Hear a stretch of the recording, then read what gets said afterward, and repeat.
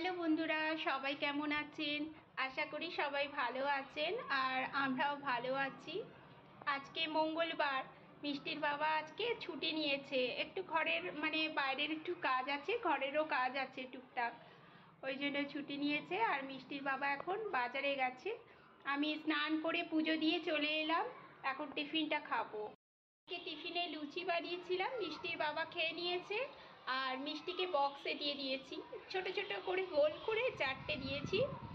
আর ও তো এমনি লুচির সঙ্গে কিছু খায় না, আরেকটা ছোট বক্সে একটু হানি দিয়ে দিয়েছি, মধু। ওই দিয়েই বেশ ভালো খায়। আর স্কুলে যাওয়ার আগে ওকে ভাত খাইয়ে পাঠিয়েছি। ওকে ভাতটা খাইয়ে পাঠালে কি একটু আমারই শান্তি লাগে, যেন একটু খেয়ে দু গাল মতন খেয়ে গেলেও একটু শান্তি। খেয়ে গেলেও পেট ভরে থাকতে পারবে না একটা পর্যন্ত, ওই জন্য ওকে অল্প দুটো ভাত খাইয়ে দিয়েছি। আর এখন মিষ্টির বাবা বাজার থেকে এলে কি আনে দেখি। ও মাছ আনতে বলেছি, একটু মাছই আনবে, সেটাই আজকে রান্না করব। টিফিনটা করি আর টিফিনটা আমি খাই, তারপর রান্না বান্নায় যাব। আমাদের ভাইজাকে আস্তে আস্তে গরম পড়ে যাচ্ছে।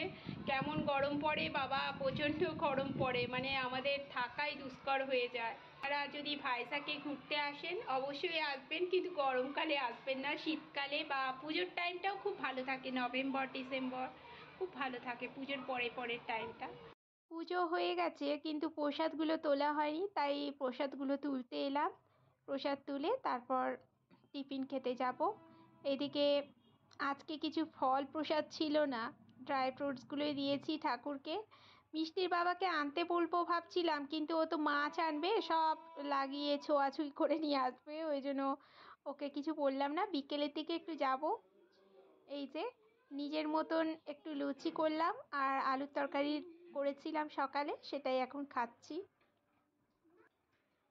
মিষ্টির বাবা চলে এসছে বাজার থেকে, একটু মাছ দিয়ে ও আবার বাইরে চলে গেল, ওর কিছু কাজগুলো আছে।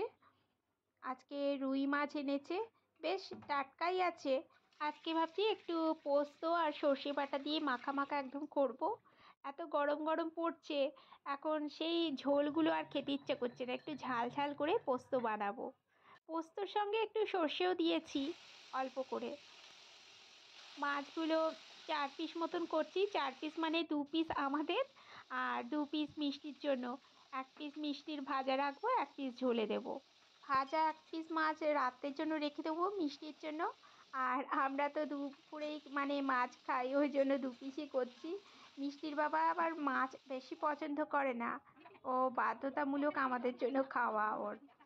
ও চিকেন মাটন এগুলোই বেশি পছন্দ করে, ওই জন্য মিষ্টির জন্য একটু পেঁপে দিয়ে ঝোল করে দিচ্ছি আর আমাদেরটা ঝাল করছি। একটু সর্ষে তেলের মধ্যে মাছগুলো ভেজে নিয়েছিলাম, তারপর একটু গোটা জিরে আর পেঁয়াজ ফোড়ন দিয়ে বেশ ভাজা ভাজা হয়ে গেছিলো। একটা বেশ মিডিয়াম সাইজের টমেটো দিয়েছি আর সর্ষে পোস্ত বাটাটা দিয়ে দেবো। বেশ কাঁচা লঙ্কা দিয়ে বেটেছি আর একটা শুকনো লঙ্কাও দিয়েছি বাটাতে। আমার ব্লগে অনেকবারই আপনাদের বলেছি ভাইজাকের কাঁচা লঙ্কাগুলোর একদম ঝাল থাকে না, কেন কি জানি, তাই সব তরকারিতে একটু বেশি করে কাঁচা লঙ্কাগুলো দিতে হয়, সবজির মতনই ব্যবহার করা হয়। হয়ে গেছে, বেশ একটু মশলাটা কষিয়ে গরম জল দিয়ে দিলাম আর আমাদের দুজনে 2 পিস দিয়ে দিলাম মাছ। দুপুরের মতনই করি, মাছ রান্না করলে সবসময় একবেলার মতনই করি। আর রাত্রে খায় না বলে রাত্রে অন্য কিছু তরকারি বানাবো, বা ডিম আছে ডিম ভেজে দেবো, হয়ে যাবে। আর ডাল করে নেব। এখন শাক ভাজা করলাম, একটু পালং শাক আর মাছের তরকারি হয়ে গেছে সমস্ত রান্না বান্না। এখন মিষ্টির বাবা মিষ্টিকে নিয়ে এলে, আজকে ওই আনবে, ওকে নিয়ে এলে তখন খাওয়া দাওয়া হবে। ওরা দুজন চলে এসছে, আসার সময় এই যে কেক পেস্ট্রি সব তুলে নিয়ে এসছে। এখন আমরা সেটাই ভাত খাওয়ার পরে খাচ্ছি। আজকের ভিডিওটা তাহলে এখানেই শেষ করছি, সবাই ভালো থাকবেন।